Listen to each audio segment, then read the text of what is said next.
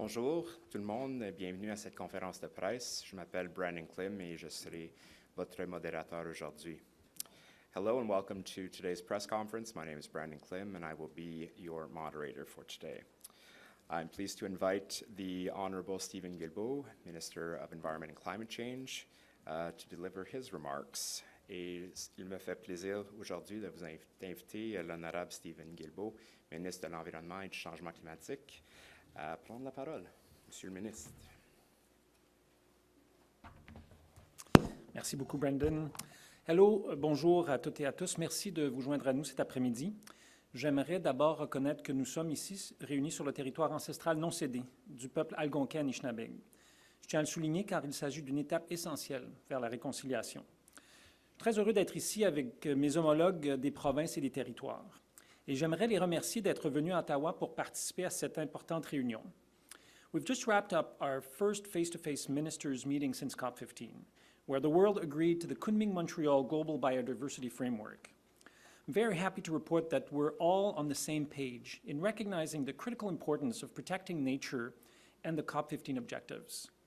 But as challenging as it was to broker this agreement in Montreal, domestic implementation is where the rubber hits the road.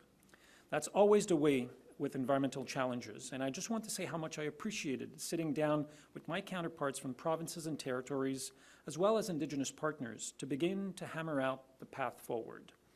COP15 set an ambitious global plan to halt and reverse biodiversity loss by 2030 and put nature on a path to recovery by 2050. The framework adopted some of Canada's top priorities, such as protecting at least 30% of lands and waters by 2030, respecting the rights and roles of Indigenous peoples, and fighting against the main drivers of biodiversity loss, talking about pollution and the overexploitation of nature. It's a necessary plan. Nature is what nurtures all life. It provides us with food, clean air, and water, as well as protection from nature's hazards. Ask any Canadians from the Gaspé Peninsula to Haida Gwaii, from Iqaluit in the north to Windsor, Ontario on the southern border, from Saskatchewan's grassland to Newfoundland's fjord, you get the same response. Nature defines us as Canadians. Yet our actions have changed nature worldwide. Critical ecosystems are at risk, and close to 1 million species are threatened with extinction, more than any time in human history. But again, it comes back to the how and the when. As with all ambition, plan implementation is what matters. And that was the focus of our session. It's what Canadians are demanding of us. C'est précisément l'objectif de la Stratégie nationale de la biodiversité 2030 du Canada. Cette stratégie établira une vision commune pour mettre fin à la perte de biodiversité au pays et inverser cette tendance. Elle appuiera les priorités du Canada en matière de conservation de la biodiversité et d'utilisation durable. Elle orientera la manière dont notre pays met en œuvre le cadre mondial de la biodiversité sur notre territoire. Une des discussions clés que nous avons eues au cours des 2 derniers jours porte sur la façon dont nous pouvons travailler ensemble pour élaborer la stratégie et sur la manière dont chacun d'entre nous apportera sa contribution. Nous avons reconnu que l'environnement est une responsabilité partagée. Nous avons réitéré notre engagement vers une solide collaboration dans le domaine de la conservation de la nature et de la biodiversité.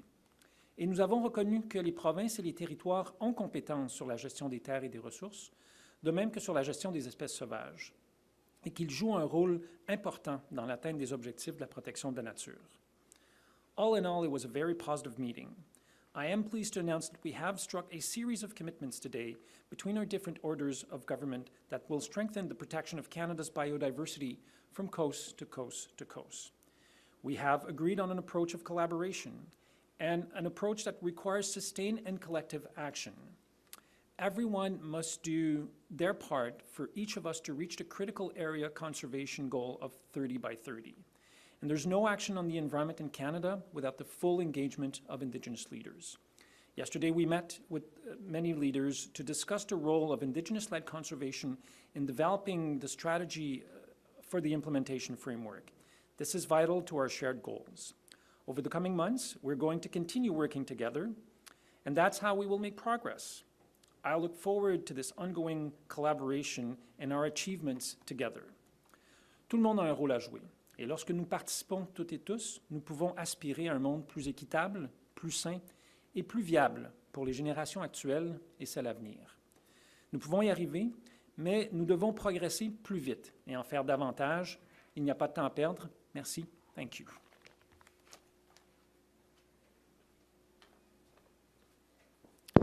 Merci beaucoup, Monsieur le Ministre. It's now my pleasure to introduce Minister Halman to deliver his remarks. Donc, j'inviterai maintenant le ministre Halman à venir livrer ses remarques. So good afternoon, everyone. I just want to take a moment and thank Minister Guilbeault for the leadership he's shown Canada on this file. I had the privilege of attending COP in Montreal last December and watching Minister Guilbeault and Environment and Climate Change Canada work extremely hard to get the global framework to protect biodiversity. So certainly, the perspective of Nova Scotia, we're very pleased to see this. We're very pleased to see the collaboration among the provinces and territories emerge. The last 2 days have been very productive discussions on the path forward. And look, I mean, Canada is a community of communities, and you're seeing provinces and territories in their own way moving to conserve land and water and to protect biodiversity. So there's a lot of momentum on this, and I want to thank Minister Guilbeault, Minister Cullen, all the other ministers. I think this was a very productive 2 days. Okay? Okay.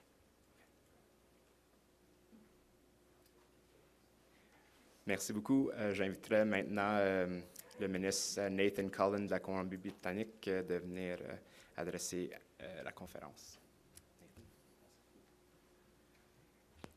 Good afternoon. Thank you very much for that. And I would like to join my colleague Tim in thanking Mr. Guilbeault for gathering us as the provinces and territories coming together to talk about our collective efforts. I come from the other coast, the West Coast, and representing British Columbia, of course, comes with great privileges and responsibilities. We have the blessing of having the greatest biodiversity in the country, and with that blessing comes the responsibility of doing something about protecting it.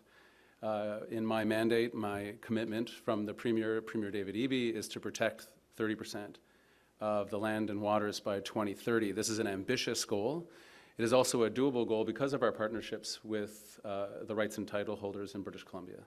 First Nations have stepped up over and over again, and we look forward to making some significant progress in the weeks and months to come in being able to protect forever some of the most beautiful and stunning parts of our planet. This is a collective effort. I very much appreciate the reference back to Canada being a community of communities. We, as a province, want to play our full role in the national dialogue, and I very much appreciate Mr. Guilbeault's leadership on the world stage, presenting Canada as a true leader with respect to biodiversity protection, because we face these dual crises, that of climate change and dramatic biodiversity loss. We have an obligation, I believe, to the people that we represent to make every effort possible to halt and reverse that loss. And British Columbia stands shoulder to shoulder with our colleagues from across the country, who we all face very different circumstances. Our realities are quite different, but we are unified, I believe, in that responsibility to make sure that for the citizens we represent and for the future citizens of our provinces, territories in this country, that we do all that we are able to do with the powers that we have to leave the place better than we found it. Thank you very much.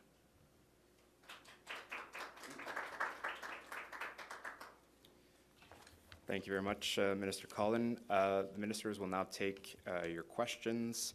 In the interest of time, please keep it to one question and one follow-up.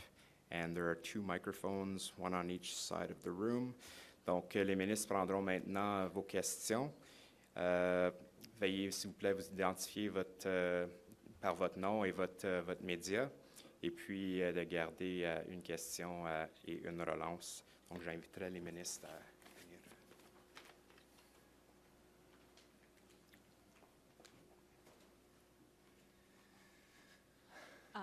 Mickey here with the Canadian Press. To you, Minister, you mentioned that all the provinces and territories are on the same page and willing to collaborate. BC touched upon this a little bit, but does that mean all provinces and territories are committed to 30 by 30? Yes and no. If I can make a parallel, and both Tim and Nathan spoke about the agreement we had in Montreal, and the Global Biodiversity Framework specifies that collectively we want to reach at least 30% of conservation for lands and oceans by 2030, but not everyone will be able to contribute that. Some countries don't have any oceans conservation that they can contribute to. Some have very little lands. The same is true of Canada. In the case of Nova Scotia, 70% of your lands are private. Yeah. So the goal for Nova Scotia is to protect 20% of lands, but we know that others will do more, and that's how collectively we will get to protecting at least 30% of our lands and oceans by 2030. And I guess maybe my next question kind of touches upon your answer there, but I guess how does Ford's plan to develop the Greenbelt affect these plans, and do you have any concerns as it relates to biodiversity in this sense? Let me put it this way. I mean, this was the first time that ministers and representatives from provinces, territories, the federal government, and yesterday Indigenous leaders got together to talk about how we will implement the goals we achieved in Montreal at COP15. And we all agreed, all of us around the table, we want to work together to make this a reality in Canada. There will be bumps along the way. We won't agree on everything, but we agree that collectively we can, we should, and we have to work together to achieve this. And that gives me great hopes for the months and years to come. Hi, Mateo Similero from Canada's National Observer. I have a couple questions about industry. Number one, I know in the discussion paper there is talk around sustainable forest management and logging and fishing. So, but one thing I didn't see was mining. So I'm wondering, what role will mining have in protected areas? Will they have a role?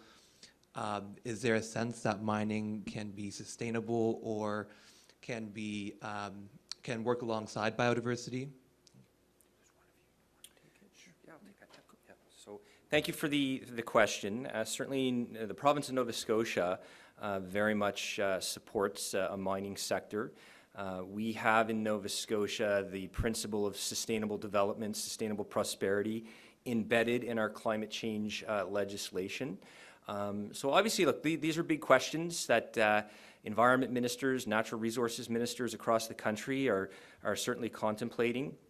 We know with the development of the federal critical mineral strategy just how important this is in advancing many of our climate goals. Same thing in Nova Scotia. We're currently in the process of developing a critical mineral strategy.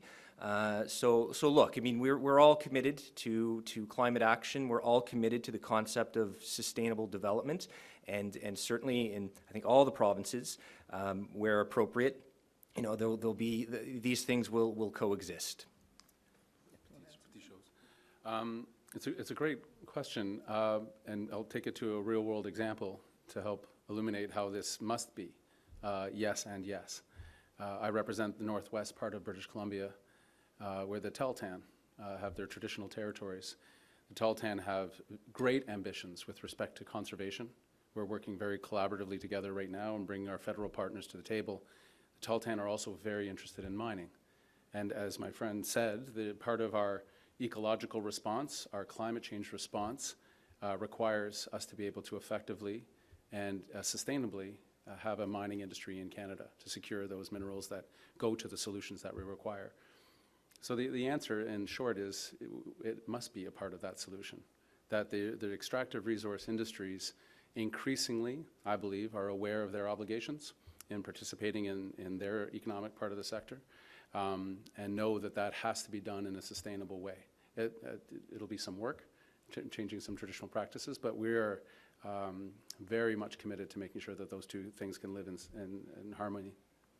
And if I might add, to give another concrete example, I just recently approved a lithium mine on the Quebec side of the James Bay, where all of the impact assessment was done jointly with the Quebec Crees. They even did a referendum in the community to decide whether or not they wanted to go ahead with the project, and they decided that they wanted to.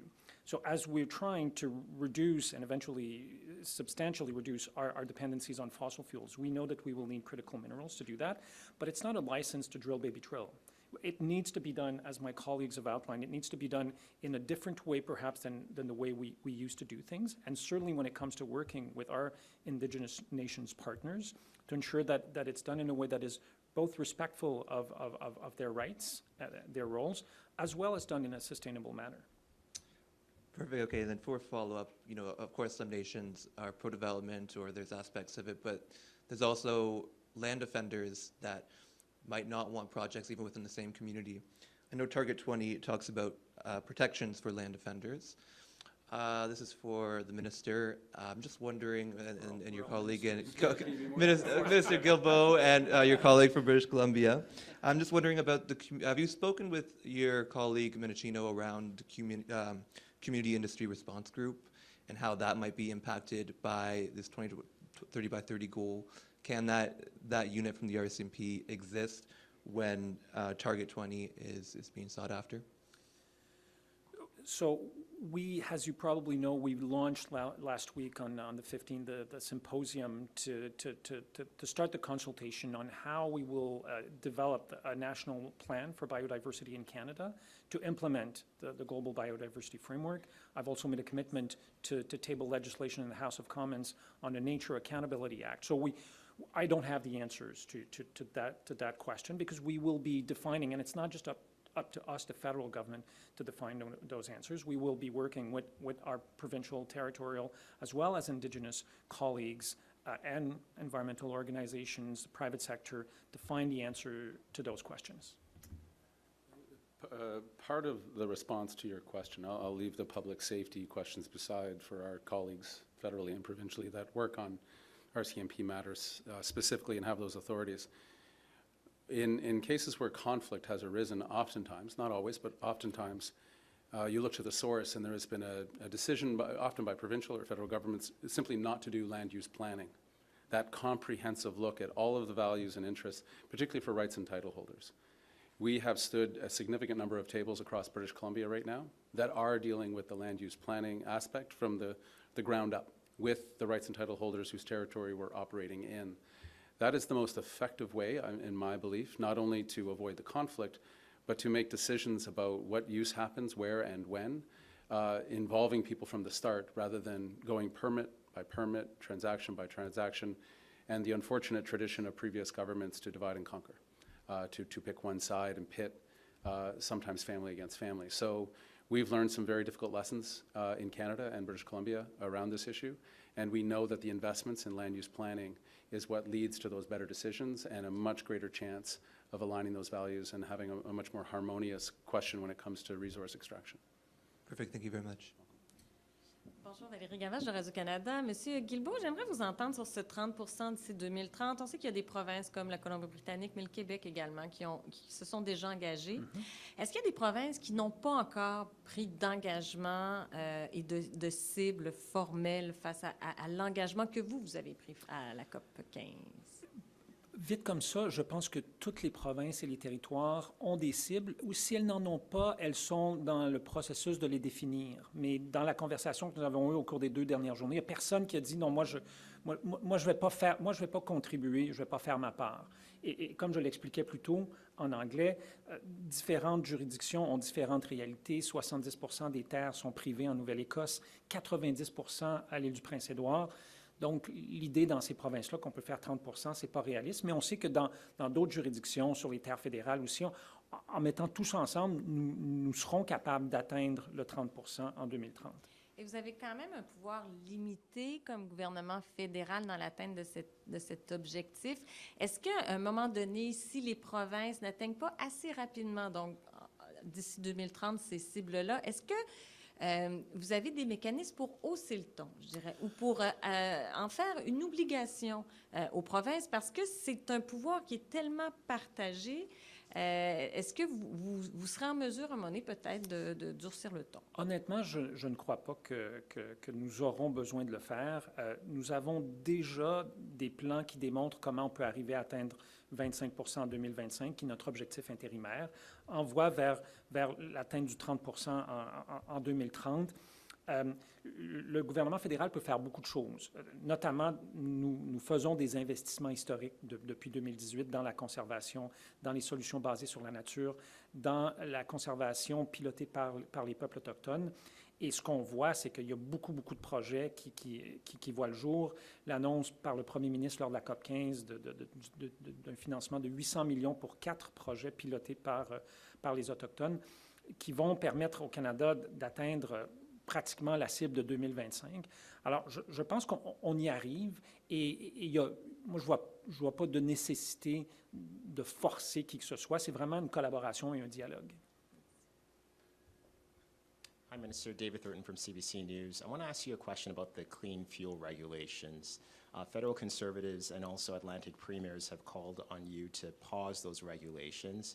Your office notes that refineries have been making massive profit margins. So if you won't pause those regulations, is there anything that you are going to do to make sure that the burden, the possible burden from these regulations doesn't fall on the consumer? Thank you for the question.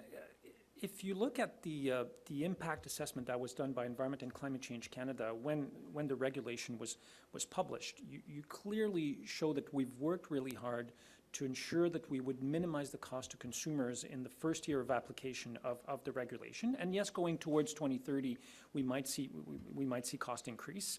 But we should also keep in mind that come July 1st, 2023, no one has to do, like it's the entry into force of the regulations for refineries, but they don't have to comply between June of 2024. So they have a year to comply with the regulations. And as you rightly pointed out, those refineries have made record profits and have increased refining margins by 10 to 50 cents a liter in between 2019 and 2021, over 2 years. So we have provided them with a number of compliance mechanisms to ensure that they can comply with the regulations, but at minimal cost. And in some cases, for example, by investing in efficiency in their own processes, by reducing methane emission, they can comply at no cost. They can make money out of doing that. So we don't see the need, and we don't see why, come July 1st this year, there should be an increase in the price of gasoline because of the clean fuel regulation. Now, we know that there can be an increase in the price of gasoline for a whole range of different reasons, but not because of the clean fuel regulations. Okay. I have a follow-up for another question, but Minister Halman, did you want to say anything about that? You're an Atlantic minister here. Yep, thank you. So, was it 2 days ago, the Atlantic Premiers issued that communique. Certainly in Nova Scotia, in the Atlantic region, we have levels of energy poverty that are of concern to the premiers of that region of Canada, of Atlantic Canada. I was pleased to see that Minister Guilbeault was engaging with the premiers. My understanding is there'll be further engagement and discussions. In Nova Scotia, we still have over 200,000 still on home heating oil. And we've put programs in place. The federal government has put programs in place to help assist to get people off. Naturally, we have concerns about any price increase, and that's one of the fundamentals that was being communicated by the Atlantic Premiers. Okay, thank you. Just a totally different topic. Minister Guilbeault, you promised to roll out several climate policies this year, including the cap on oil and gas emissions or production.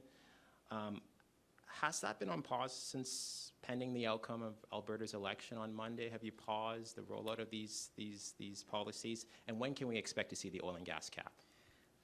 I don't have the luxury of time of putting anything on pause if we want Canada to achieve our 2030 targets, whether it's on climate or nature.